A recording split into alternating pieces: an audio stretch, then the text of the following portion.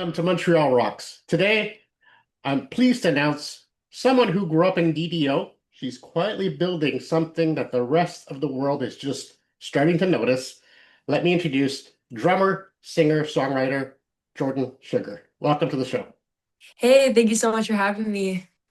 Well, it's great to obviously shine the spotlight on somebody from Montreal, somebody who's getting some attention lately.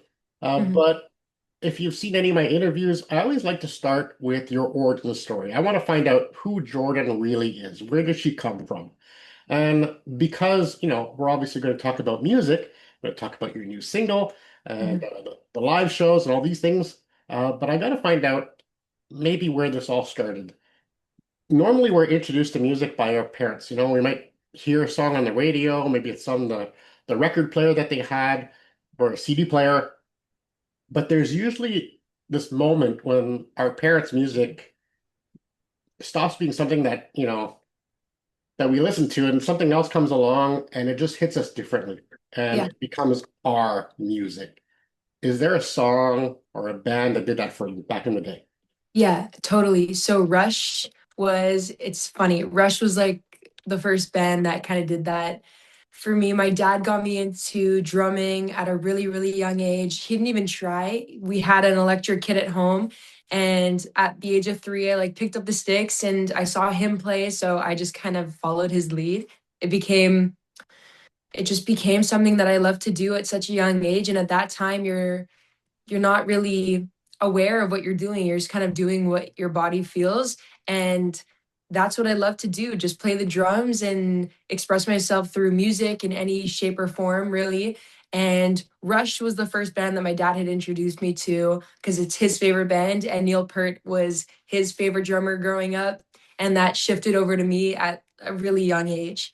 So, I was like 6 years old playing Subdivisions or Tom Sawyer, and it didn't have to be, it probably wasn't great, but it was pretty impressive for a 6 year old to pick it up by ear. So Rush was the first band for me to really click in. Holy, I love music. Music is my thing.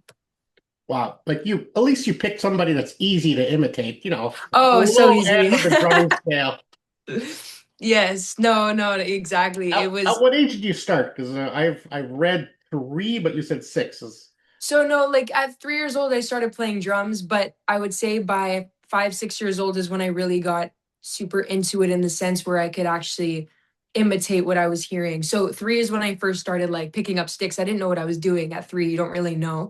At Um, three, you hardly know what a spoon is. So, right. I couldn't talk, but I knew how to play drums. I knew how to keep a beat, which was unheard of, especially for a female to begin with. Like it's not very common to see a female drummer at all. So the fact that at 3 I had these instincts to play were pretty cool. well, granted, a female drummer is now the official drummer for Rush. There you go. There you go. There, yeah, So literally, that yeah. rule has been broken, thankfully. Thank No God. need to put a cap on gender for drumming. Anybody can do No, it. Uh, exactly. let's talk about basketball because basketball and music shows up pretty early in your life. Yeah. You said that there's a rhythm to basketball that connects to your drumming. How does that work in your head? Like, can you give me a concrete example of how those two are related? Maybe even Yeah. how you sing. Who knows? Yeah, no, it's I feel like it's all connected. I was playing basketball like also probably my whole life since I remember. I was, shooting a basketball in a net. And I went to camps for basketball and programs for basketball.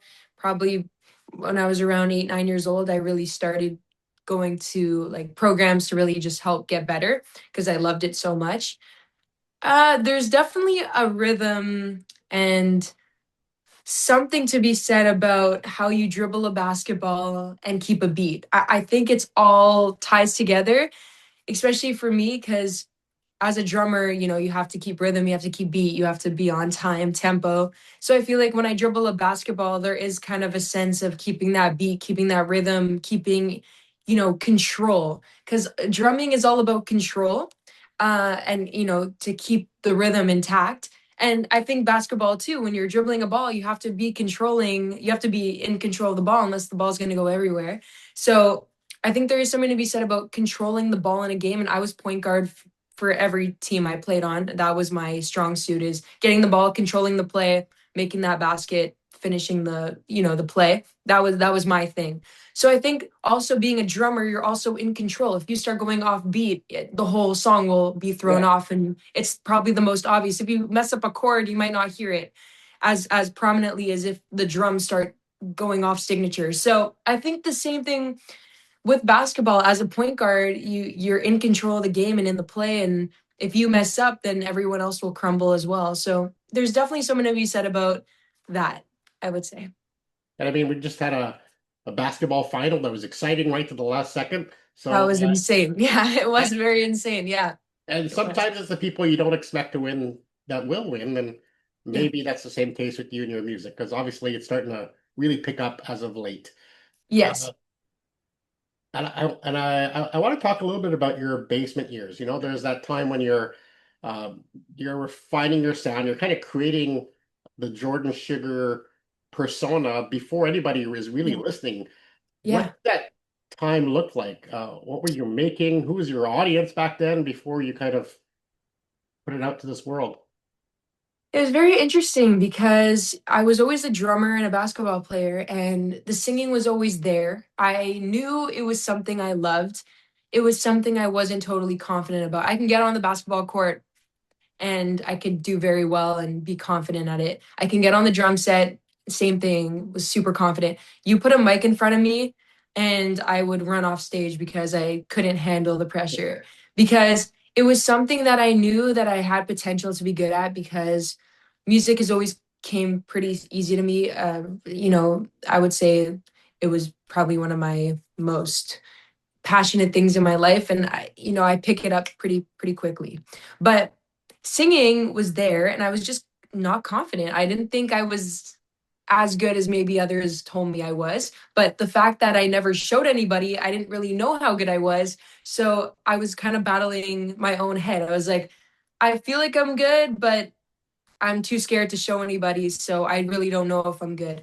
And that moment that I said, you know what, I'm just gonna go for it, was when COVID hit.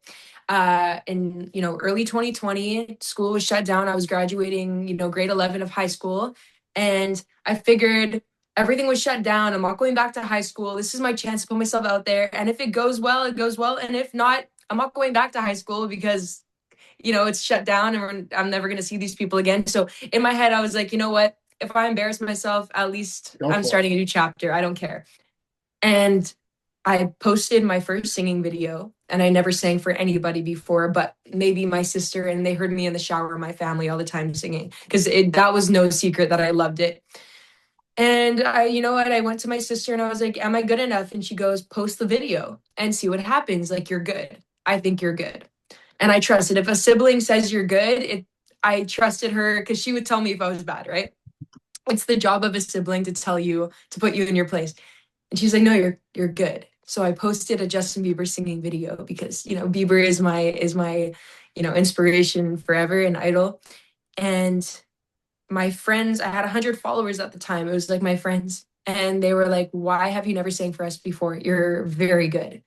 And from there on, the confidence, I still couldn't sing in front of anybody. It was only in front of the camera that I felt secure. And I would spend 5 hours recording one video, one 30-second video of singing. It took me 5 hours.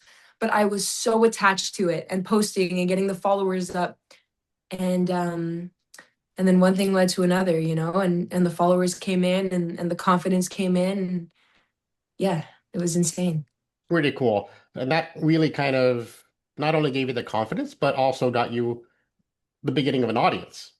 Oh yeah, totally, totally, totally.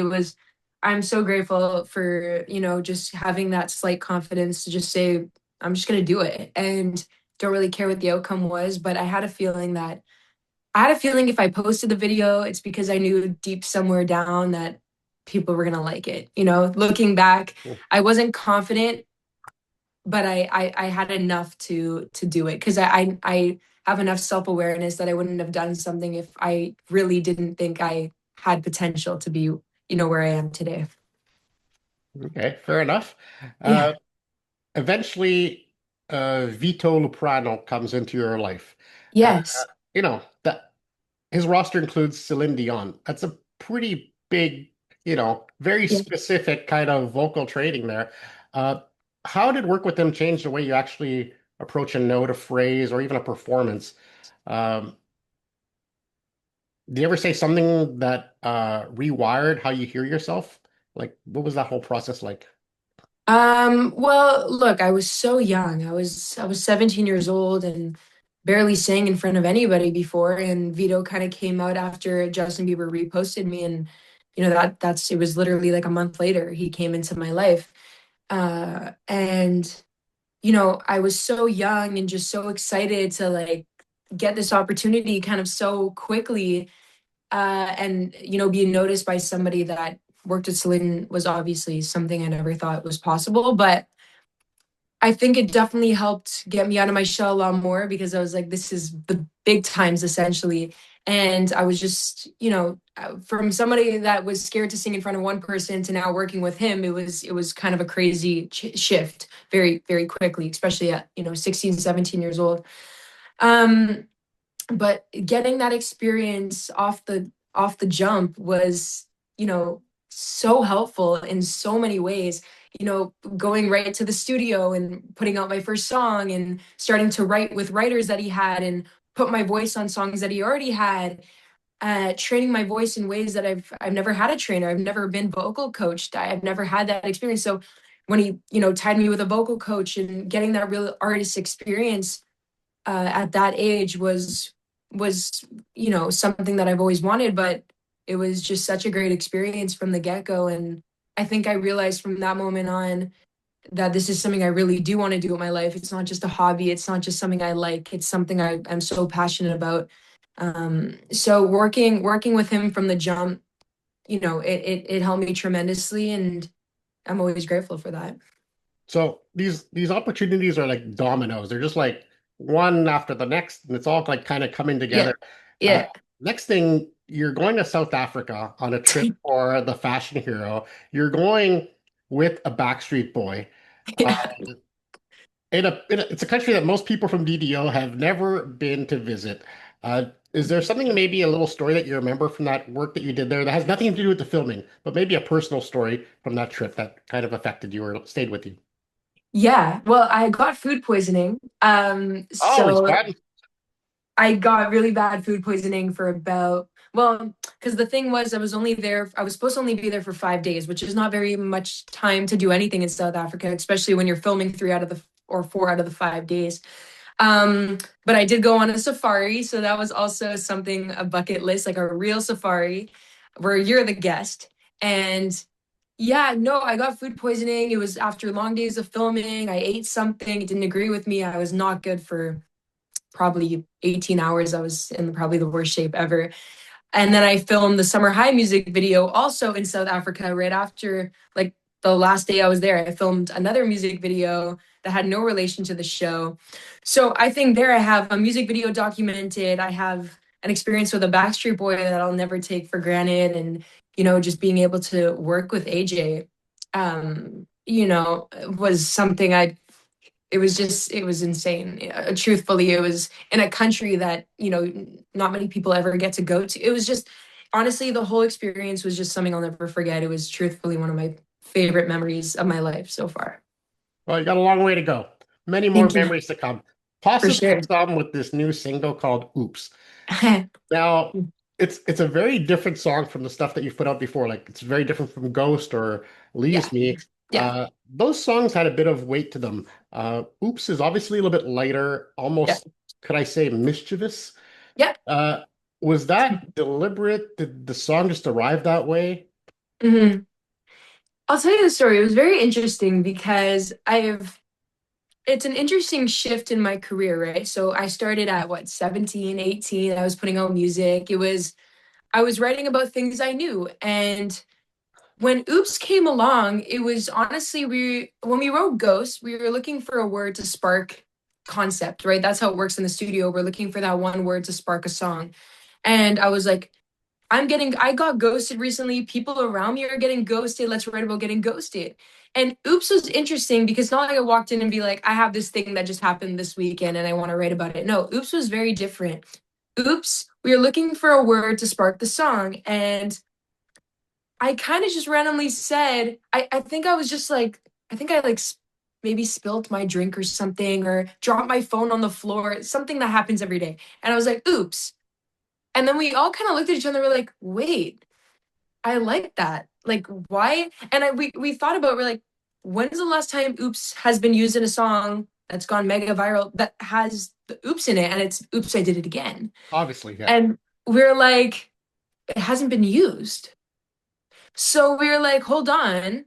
We wanted a word that hasn't been really used in a long time. So we were like, oops could work. And then we were bouncing off ideas, but in how are we going to relate oops to a song? And we were like, maybe we just keep it simple, like, oops, I just spilled my drink. Oops, I just dropped my phone. Oops, I just tripped again. But then we were like, it's a little too surface. And I was like, I want to go a little more edgier. I'm 22. Like, I want it to be a little different.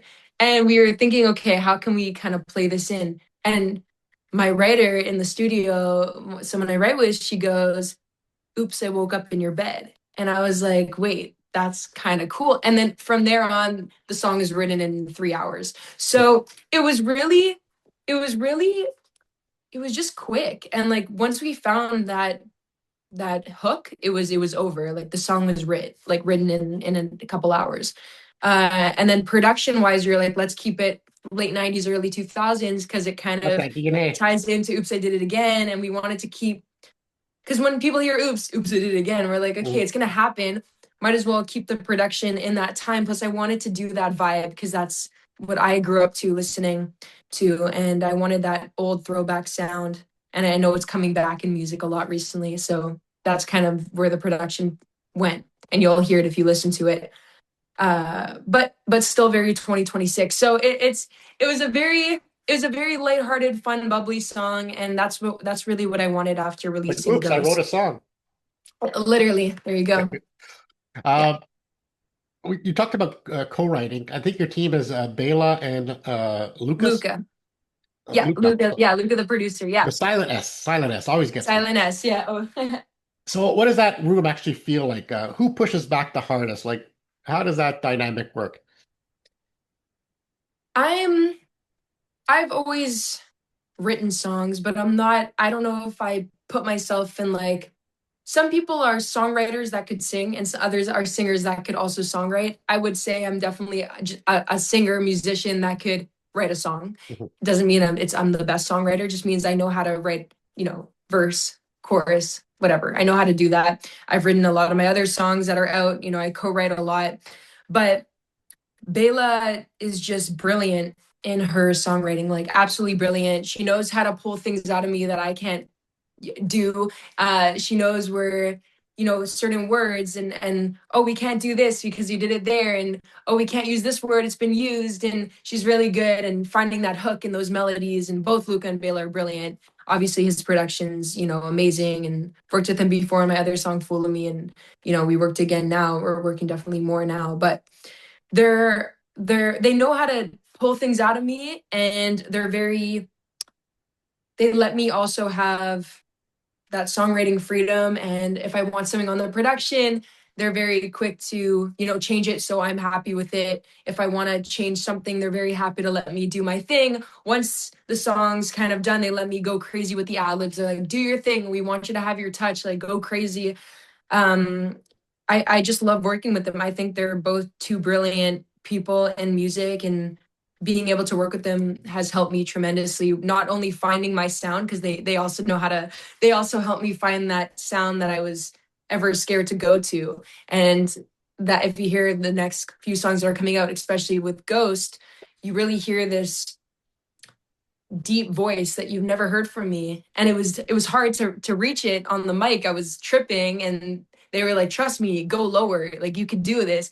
So they pushed me to limits that I haven't even touched before, and it's really helped me tremendously in my journey so far. So I'm really grateful for both of them, and I want to continue to work with them on many other stuff, projects and stuff like that. So So they give you a voice, basically. Not They, only they yeah, allow you to express yourself, but they allow you to shape that voice into your own yeah, personality, which yeah, is very important. I think a lot of people maybe very. get hijacked by their writers, but it's Mhm. nice that you found that a good team, I'd have to say. Yeah, yeah, they know yeah, they're always super good at helping me find my sound. Again, like when I walked into the studio for the first time with them, I was kind of scared to do certain things, and they completely changed that for me. Now I walk in and I'm more confident, and I feel so much better about it. And we're honest. I can be honest with them, and it's almost like a therapy session, to be honest. Like I know that's what it is when you write, but it really is. I walk in, I spill everything that happened, and they're like, "Let's write about that." Like that's it, And it's really awesome to be able to do that with people you trust. So yeah, That's how you connect with fans too, when they can exactly. connect with what you're expressing, your feelings, and maybe you're saying something in such a way that they've always wanted to say. It was inside, and you help release it, which is Mhm. I'm gonna come to that a little bit later about how you've kind of recoined the type of music that you do, but Mhm. it's given me more respect for pop. I haven't been a big pop fan for very long, Uh-huh. but I've come to respect it for certain artists that are able to just be vulnerable and but put it in a in a it's obviously pop comes from the word popular in a popular Mhm. format, but it still could have strong meaning, strong message. So yeah, that's always very interesting to me. I want to jump now to maybe the the coolest person you've ever had chicken wings with. So the Gloria Gaynor story is pretty incredible. You kind of manifested being on that stage. You got there, and next thing you know, you're eating chicken wings in her trailer. Uh, Mhm. but let's talk about the performance. What was happening uh, during the actual performance? Do you remember anything about being on that stage, or this is just you were outside, outside the fence a year before. Now you're on stage. So what was that like? Yeah, no, manifestation is so important, and I continue to do it. And it's what gotten me, I think, this far, honestly, is just believing in the process. But no, being on that stage, I wasn't even supposed to be on that stage.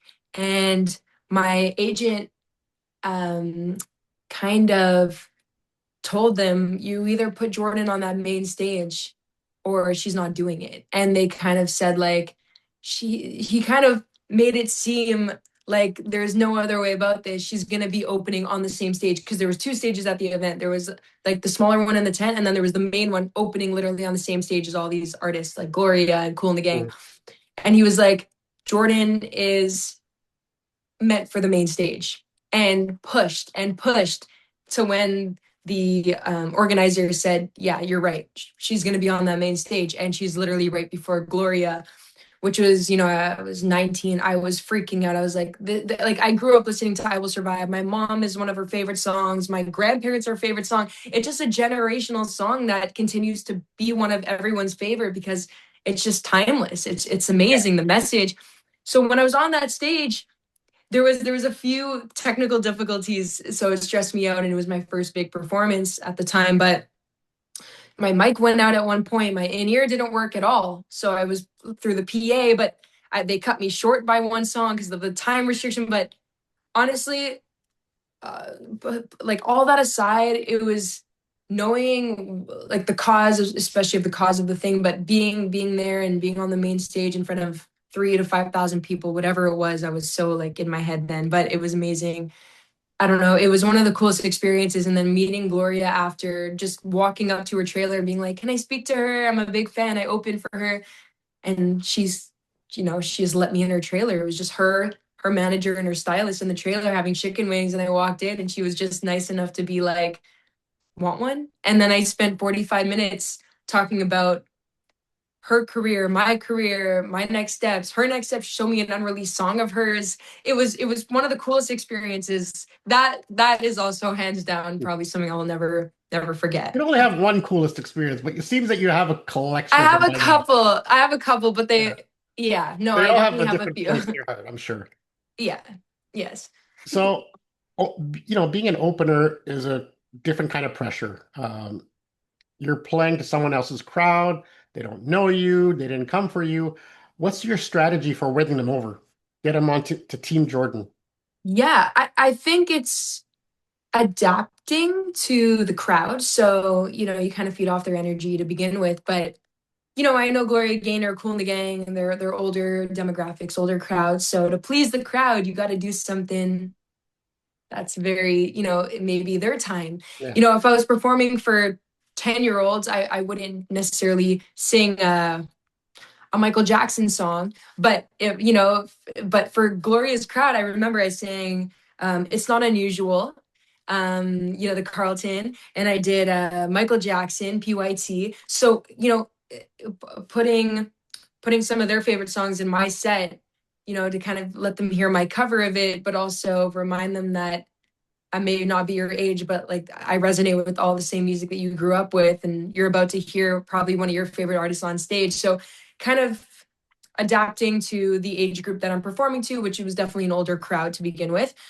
which is great because I love older music anyways. 70s, 80s is like probably my favorite 2 decades of music, honestly. So that was no problem for me. And yeah, I think just feeding off the energy, and I know, I love to perform for any crowd. So it was great. So what's next for Jordyn Sugar? I know you've got a Tyler Shaw collaboration coming up. Yeah. Any new music? What's on your roadmap for the next couple of months? Yeah, so Bayla and Luca, and I have many more songs in the pipeline. We just released Ghost and Oops, but there's 3, 4 more songs that we've already recorded that are on its way out in the next year. So that's definitely coming up. More songs. There's another couple of cool little secret projects that I'm working on that I haven't been able to really speak on yet. But when the time comes, which is probably sooner than later, I will be able to obviously share it and it will come out eventually. So that's Or very you could exciting. talk about it here and just go, "Oops, I talked about it. I shouldn't have done." Yeah, no, but it's cool projects that come along, and those are probably some of my most favorite um things is when you're kind of sitting around on a Tuesday and you're like, nothing's really happened today, and then you get a call and you're like, holy shit, like the next 2 weeks of my life are about to be super cool. So that's what I'm excited about, is those random calls, and that just comes with putting in the work every single day and not giving up and posting those videos and having having those meetings and those calls, and every step just helps get to the next step. So I think even those days where I feel like nothing's happened, it's like if you just stop, then nothing will happen. You just got to keep powering through. And that's when you get those calls that, will end up changing the next couple months of your life. So those are things that I'm working on now. And more shows coming up and more things. And we're working on a few other little things behind the scenes. So nothing I can really speak on yet, but more songs coming and cool little secret projects that will be announced very soon. Oh, we'll put the show notes in the show notes of your website so they can follow along and your Yes. Instagram and whatever you want. Um, One last question because I want to talk about. Well, I'm going to have a fun question at the end, just so we'll keep that at the end. But Yes. my last official question is: you coined the term empowered pop. Yes. Now that sounds a bit like a movement. Um, do you feel like that movement has started, or is it something that you're building towards? Are you I part think of it? You're it's, leading it? Where are you in it? yeah, I think I'm definitely leading it in the sense where it's my brand. At the end of the day, we trademarked that term. So I feel like I'm leading it, and my music is just a part of that movement in the sense where all my songs have something necessarily like something empowering, either in the concept and the words, and in different ways for anyone. And when, like I said, when I started this, I had no confidence and I needed someone to empower me to just go for it. And that was when Bieber noticed me, but that was my empowered moment. That was my I got this. So now I want to be that voice for anyone else that's I'm not that talented. I hate when people say that. I have no talent. It's like you just haven't found it yet, because everyone has something that they're good at. I It's believe that just a matter 100%. of not finding it. Maybe I found it early, but maybe you haven't found it and you're going to find it in 10 years from Do now, you but know that's why? okay. Do you know why? This is what I came up with. Most people have a superpower. They don't know what it is because it comes easy to them. Yes. And when something comes easy, you take it for granted. But something like for you, playing drums at the age of 6 and actually doing a Rush, you know, imitating Neil, it might have not seemed like a superpower at the time because it may became easy for you, but for Yeah. somebody else, that would be for me, it would be impossible. I remember having drums. My uncle left me drums in my basement when I was younger, and I started playing. I'm trying to just do a simple U2 song or something.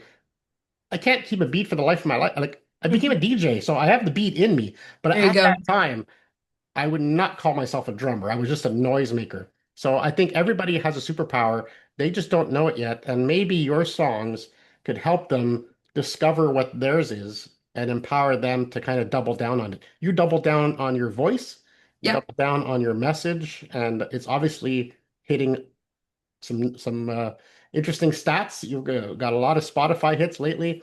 Thank So you. people are noticing, and I think empowered pop is a great way to describe your sound.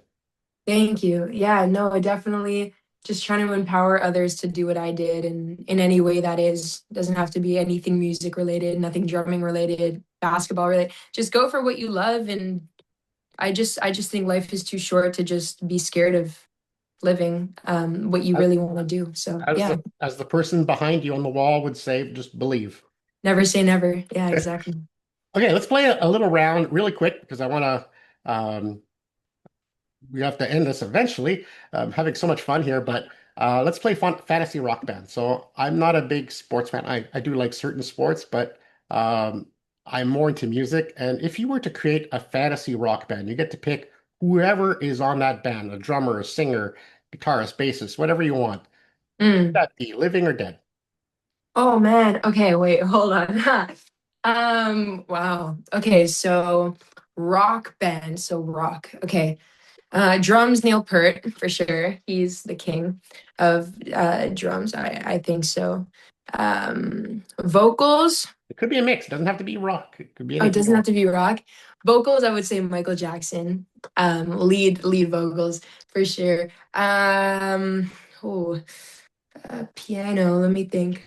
I feel like no one beats like Stevie Wonder on the piano. I feel like he knows what he's doing. Love his sound. This is interesting. Guitar. Ooh, I mean, Alex Lifeson is probably one of my favorites, but other than Rush, Eddie Van Halen's amazing. He's freaking good. Trying to think. Yeah, no, bass. I mean, I'm trying to think of names now. I'm like tumbling on my names, but trying to think of bass players. I don't really know many bass players by name, so I'd just say Geddy Lee for that. But yeah, no, You I can't don't just know. recreate Rush. You can't just recreate Rush. No. Recreate Rush. Yeah. I don't know many bass players by name, to be honest. I'm really bad with bass players. I don't think they get enough credit, but Well, bass I and don't know. drums are tied together, so. Okay, so if I can't use Neil, then I want uh, Phil Collins on the drums. So I normally ask that question just to find out a little bit about who maybe are your influences. And from me, what I get from your answers is that, like you said, you're influenced by that old sound. Um, Okay, uh, it's a sound that's got a lot of funk, a lot of power movement in it. And I think that yeah, transcribes well into what you're doing today. You just modernized it, but you're taking kind of this old sound, which is probably why you fit so well with Gloria Gaynor and on yeah, those stages and Cool in the Gang because you can take that same passion, that same spirit, but just modernize it and kind of yeah, pop it out. So that's what I learned about you today. yeah. No, totally. Those are my influences growing up in music to begin with. So yeah. Well, thank you so much for speaking with us. If people want to follow you, what's the best place they can follow you on? Truthfully, anywhere, Instagram, TikTok, YouTube. My name is Jordyn Sugar. I find this funny. My name is Jordyn Sugar. It doesn't change. My face doesn't change. My brand doesn't change. If I'm Jordyn Sugar on Instagram, I'm Jordyn Sugar on TikTok. On TikTok, I'm Jordyn Sugar. On Spotify, I'm also Jordyn Sugar. And same goes for every other platform. So it's very simple to find me. Oh, thanks for being with us today. Thank you so much. Have a good one.